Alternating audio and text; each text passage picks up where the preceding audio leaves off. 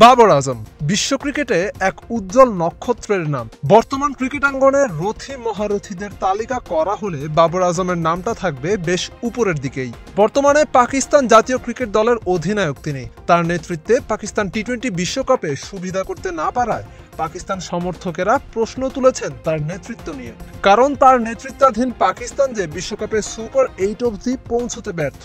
তবে এবার বাবরের বিরুদ্ধে ম্যাচ ফিক্সিং এর অভিযোগ তুলে যেন আগুনে ঘি ঢেলেছেন স্বদেশী সঞ্চালক মুবাশির লোকমান। এ নিয়ে ক্ষুব্ধ বাবর।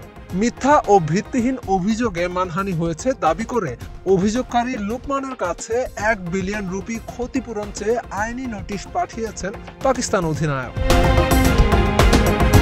এছাড়াও ফিক্সিং এর অভিযোগ ওঠায় আইনি ব্যবস্থা গ্রহণের হুঁশিয়ারি দিয়েছেন পাকিস্তান দলের সহকারী কোচ ও সাবেক ক্রিকেটার আজহার মাহমুদও। পাকিস্তান দল সদ্য শেষ হওয়া টি-20 বিশ্বকাপের প্রথম পর্ব থেকে বাদ পড়ায় ফিক্সিং এর অভিযোগ ও দোষারোপের ঘটনায় দেশটির ক্রিকেটাঙ্গন এখন বেশ সরগরম। এইসব ঘটনা নিয়ে সম্প্রতি সামাজিক যোগাযোগ মাধ্যমে লোকমানের একটি ভিডিও ব্যাপকভাবে আলোচনা ও সমালোচনার সৃষ্টি করেছে। ভিডিওতে তিনি বলেন, বাবর তার ভাইয়ের কাছ থেকে অডি ই-টার্ন পাওয়ার কথা বললেও এগুলো আসলে প্রশ্নবিদ্ধ জুয়ারিদের মাধ্যমে পেয়েছেন। একইভাবে অস্ট্রেলিয়া ও নিউজিল্যান্ডে অ্যাপার্টমেন্টেরও মালিক হয়েছেন। জানা যায়, লোকমান কথাগুলো বলেছেন টি-20 বিশ্বকাপের প্রথম পর্ব থেকে পাকিস্তানের বিদায় নেয়ার জের ধরেই। শিরোপার প্রত্যাশা নিয়ে বিশ্বকাপ খেলতে যাওয়া বাবরের দল গ্রুপ পর্বে ভারত ও যুক্তরাষ্ট্রের কাছে হারে। পরে আয়ারল্যান্ডের বিপক্ষে লো স্কোরিং ম্যাচে যেতে অল্প ব্যবধানে। লোকমান দাবি করেন বাবর আন্তর্জাতিক ক্রিকেটে ইচ্ছাকৃতভাবে ম্যাচ হেরে দামি উপহার পেয়েছেন। নিজের বক্তব্যের ব্যাখ্যায় অডি ই-টার্ন গাড়ি ও বিদেশে অ্যাপার্টমেন্টের কথা উঠে আসে তার মুখে।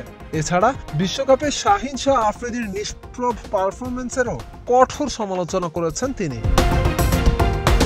লোকমানের ভিডিওটি ব্যাপকভাবে ছড়িয়ে পড়লে সামাজিক যোগাযোগ মাধ্যম ব্যবহারকারীদের অনেকেই পাকিস্তান ক্রিকেট বোর্ড পিসিবির কাছে অভিযোগের তদন্ত দাবি করেন। এদিকে ফিক্সিং এর অভিযোগ তোলায় কড়া প্রতিক্রিয়া দিয়েছেন পাকিস্তানের সাবেক ক্রিকেটার আজহার মাহমুদও। প্রমাণ ছাড়া ভিত্তিহীন অভিযোগ দাবি করায় আইনি ব্যবস্থা গ্রহণের হুঁশিয়ারি দেন তিনি। উল্লেখ্য, ডালাসে যুক্তরাষ্ট্রের কাছে সুপার ওভারে নিউ ইয়র্কে চিরপ্রতিদ্বন্দ্বী ভারতের কাছে হারের পরই টি-20 বিশ্বকাপের গ্রুপ পর্ব থেকে ছিটকে পড়ার শঙ্কায় পড়ে পাকিস্তান। গত শুক্রবার লর্ডার হিলে যুক্তরাষ্ট্র বনাম আয়ারল্যান্ড ম্যাচ বৃষ্টিতে পণ্ড হলে বিদায় নিশ্চিত হয় পাকিস্তানের। পরে গত রোববার আইরিশদের বিপক্ষে আনুষ্ঠানিকতার ম্যাচে সান্ত্বনার জয় দিয়ে হতাশাময় বিশ্বকাপ অভিযান শেষ করে বাবরের নেতৃত্বাধীন Pakistan. S M Tiham, sportsmen 24।